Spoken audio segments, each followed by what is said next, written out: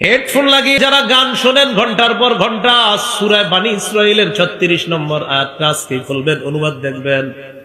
আল্লাহ তাআলা বলেন, কানকে জিজ্ঞাসা করা হবে, কানের ব্যাপারে আপনাকে জিজ্ঞাসা করা হবে।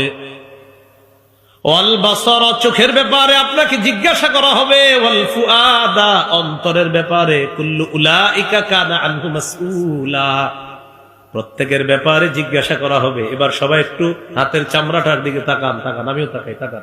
সূরা হামিম আস-সাজদা 20-21 নম্বর আয়াতে আল্লাহ বলেন, হাত্তা ইযা মা জাউহা শাহিদা আলাইহিম সামউহুম ওয়া আবসারুহুম ওয়া জুলুদুহুম বিমা কানু ইয়ামালুন।